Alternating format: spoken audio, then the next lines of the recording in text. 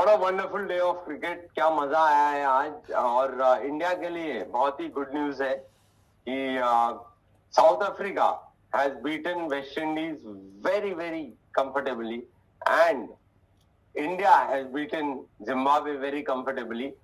Group 2 में जो चल रहा है उसकी बातें बाद में करेंगे, लेकिन ग्रुप 1 में जो चल रहा है और इंडिया ने जो कंफर्टेबल विक्ट्री ली है और India's chances look good, very good for the semi-finals.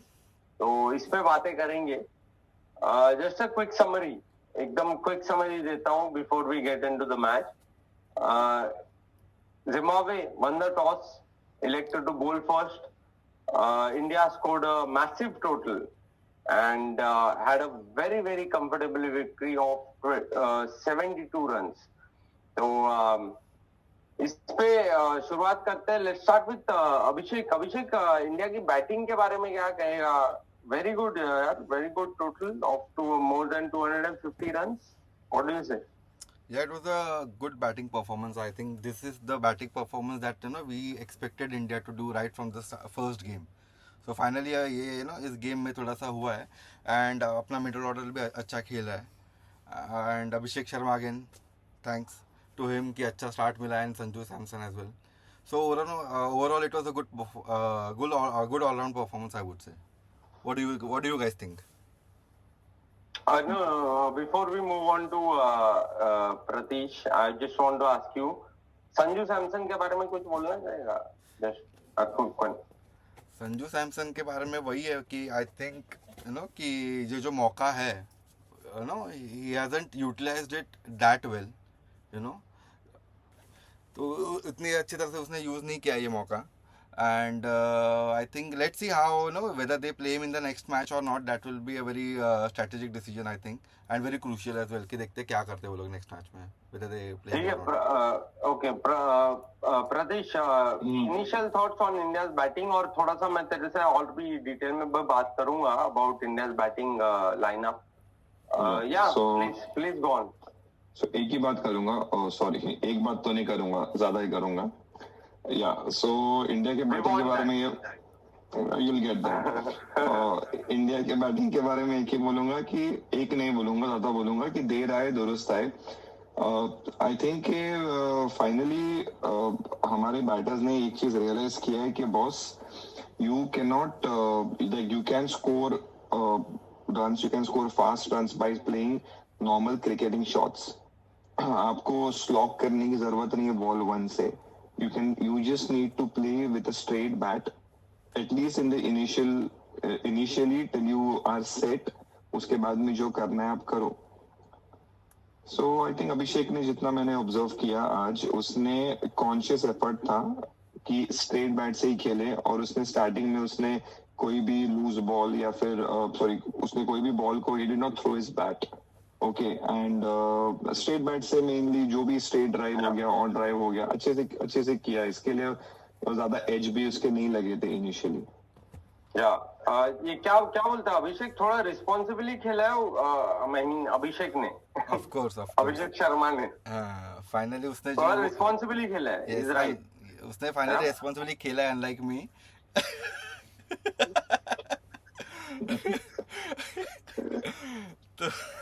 तो लेट्स सी, वही देखते कि ये अप्रोच अभी कितनी देर वो रखता है और is it only for the 1 match कि अभी उसको लग रहा है कि भाई अभी हम आ गए फॉर्म में, नेक्स्ट मैच वापस I try the same. I hope he doesn't do that again.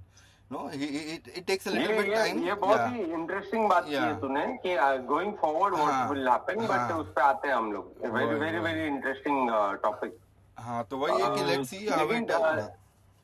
तिलक वर्मा, मैं प्रतीश से स्टार्ट करूंगा इस time. I am sorry Abhishek.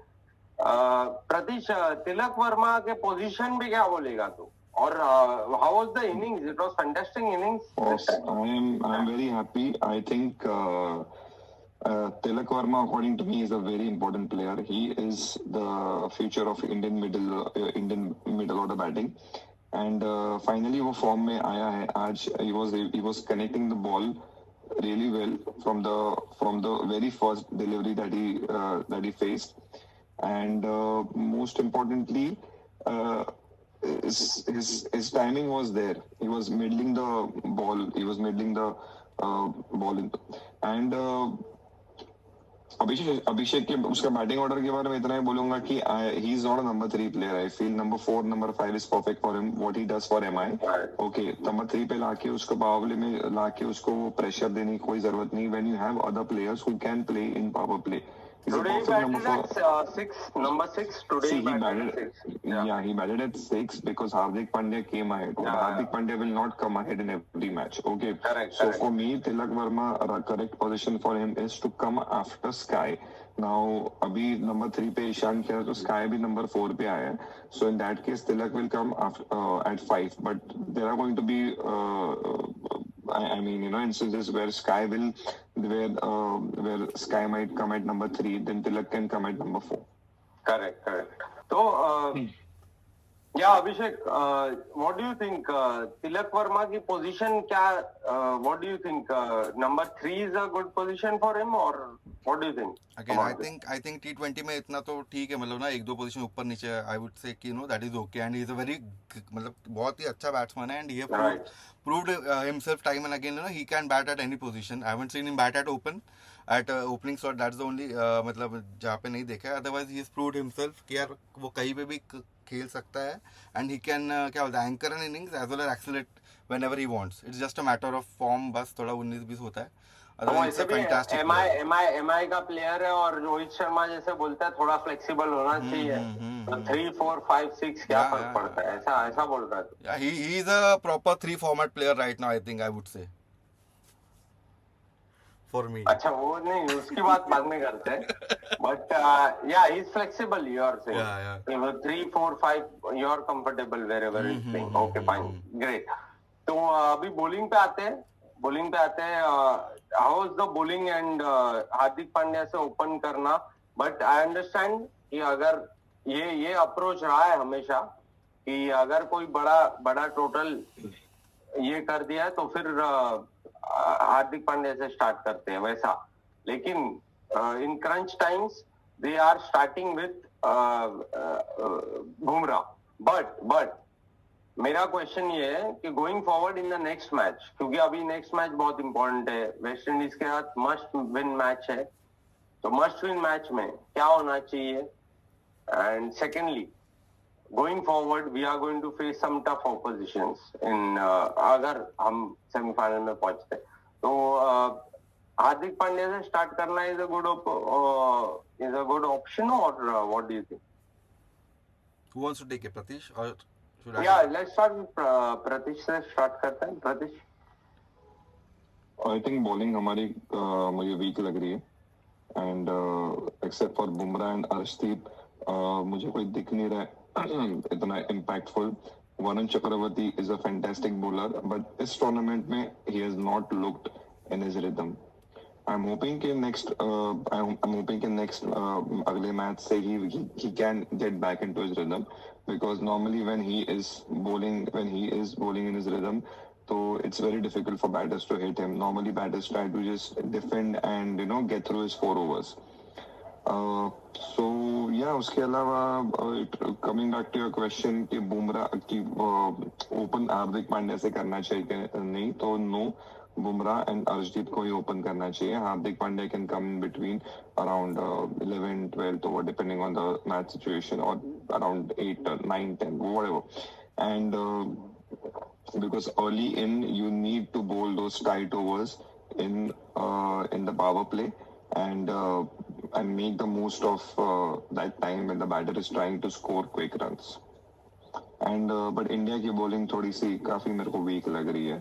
You cannot depend on Dubey and Pandya to finish off those four remaining 4 overs, especially when your main bowlers are also not in form.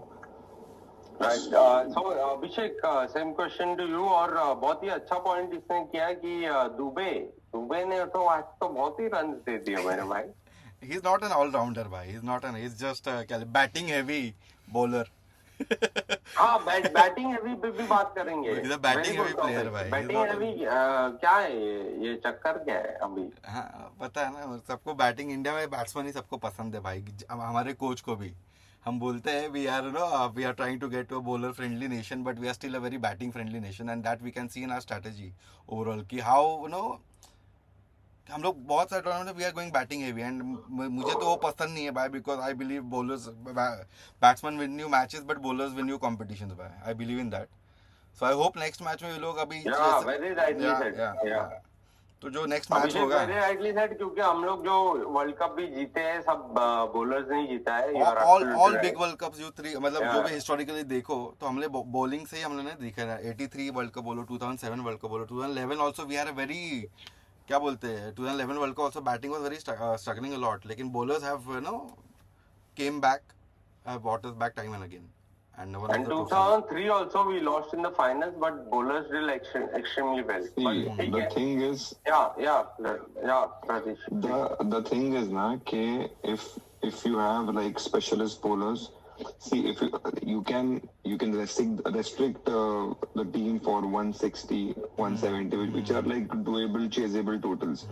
But if you play but if you're playing a bowler shot and you're making people like Dubey bowl those part-time overs, then problem is that extra batter होके भी opposition इतना score कर देगा कि वो extra batter भी कुछ नहीं कर पाएगा.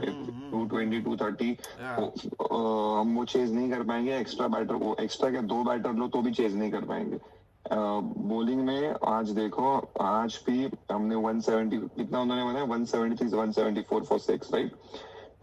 उसमें भी 6 विकेट गए हैं. उसमें भी 4 विकेट आफ्टर 15 ओवर्स उन्होंने लिए. मतलब 15 ओवर तक they had lost only 2 wickets, so we were not able to take their wickets. पिछले मैच में भी we gave a lot of run. So bowling अगर हम नहीं टाइट करेंगे तो they will make such a big target that we will not be able to chase that even with extra batters.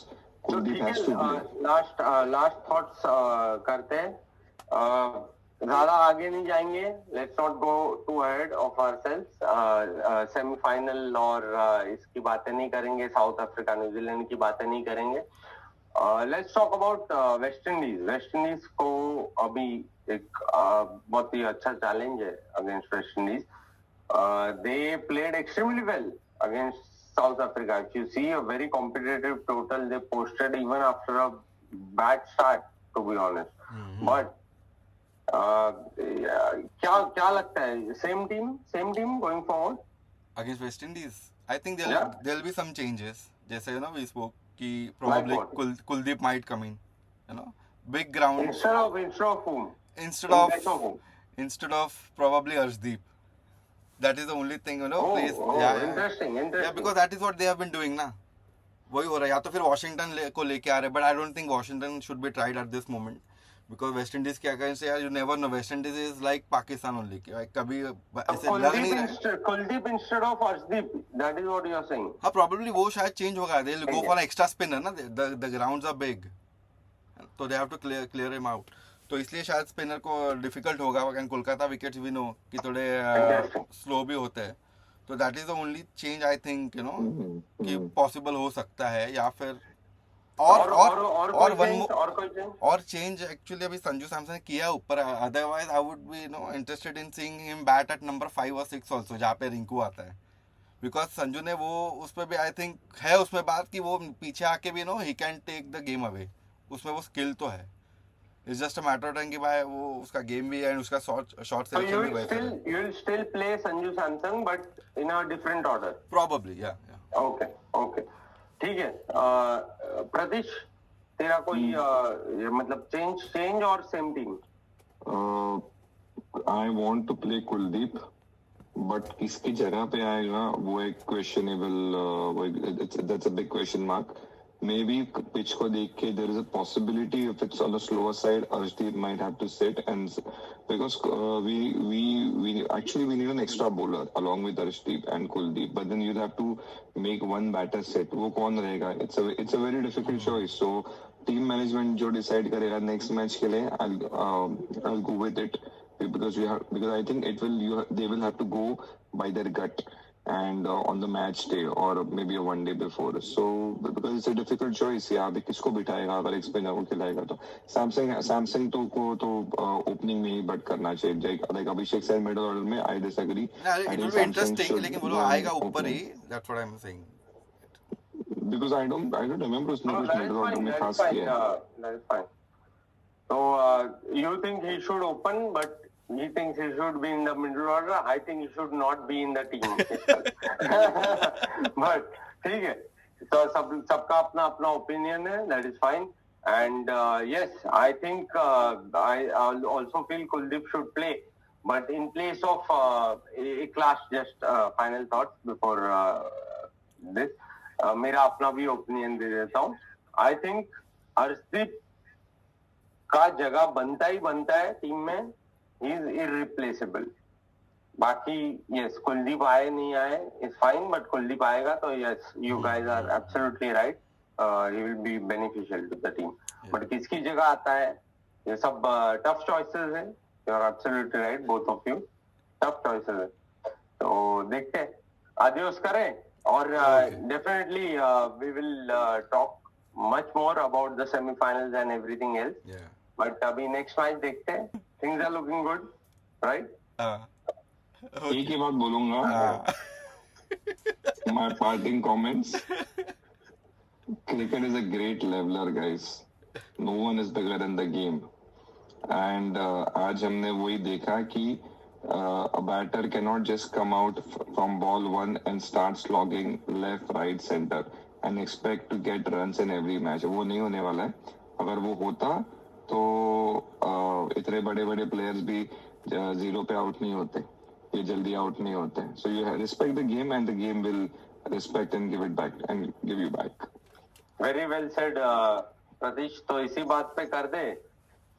Adios. Amigos.